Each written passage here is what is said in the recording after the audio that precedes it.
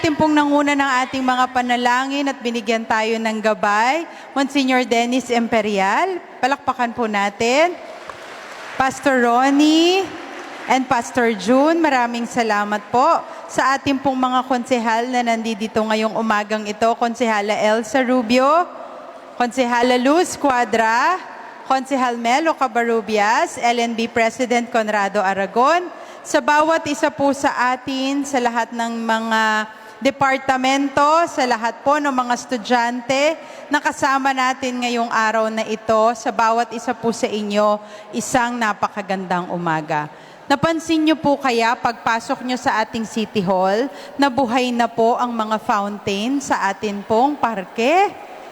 Yan, napakaganda at napakasigla, lalong magpapaalab at magpapasidhi ng ating mga magagandang vibration ngayong Lunes. Ano po, para isang linggong maganda po ang ating pakiramdam. Lalong gumaganda ang kapaligiran. Sa gabi po ay maganda rin at may ilaw po yan. Ano, kaya kung medyo magpapalate kayo ng labas mamayang gabi, kung meron pa kayong gawain, magpalate na kayo hanggang alas 6, alas 7, ano, para lang makita yon. Pero maganda po.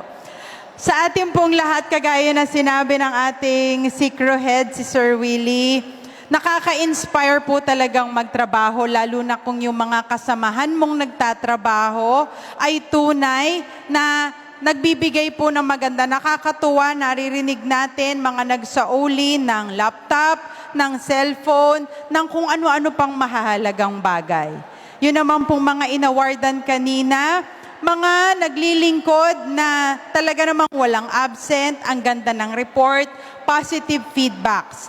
Alam ko na marami ring kagaya nila, bagamat hindi lahat ay naa-awardan, pero maraming kagaya nila na talaga namang puro positibo ang naririnig nating feedback mula sa mga tao. At dahil doon, palakpakan naman po natin ang ating mga sarili para sa tuloy-tuloy na napakagandang paglilingkod ng lungsod ng Tayabas. At sa mga susunod na araw po, i-announce ko na rin na may bago na naman po tayong tatanggapin na pagkilala na naman para sa lungsod ng Tayabas. Hindi ko muna sasabihin kung ano yon, baka maudlot pa. Pero tsaka na lang po pagkatapos ng award ay kasunod ay ang pag-announce natin.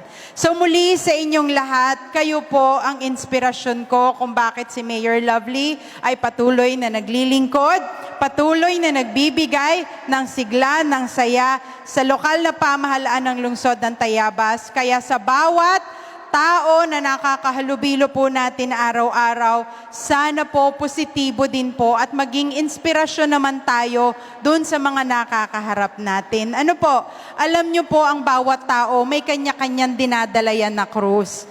So hindi po natin alam, baka may daladalang problema yung kaharap natin, pero sa simpleng pagbati natin, pagngiti natin, ay naiibsan ang mga daladala nilang bigat sa kanilang buhay. Ano po? Kaya sana ngayong araw na ito, ang napansin ko lang na tema ng ating flag ceremony ay inspirasyon. Maging inspirasyon po tayo sa paglilingkod, maging inspirasyon tayo sa mga katrabaho natin, kaopisina natin, sa ating mga kliyente at sa lahat po ng nakakahalubilo natin. Magandang umaga po sa ating lahat, pagpalain po tayo, bumalik na po tayo sa ating mga kanya-kanyang opisina na may ngiti sa ating labi at pagmamahal sa ating puso. Magandang umaga po at mabuhay po tayong lahat.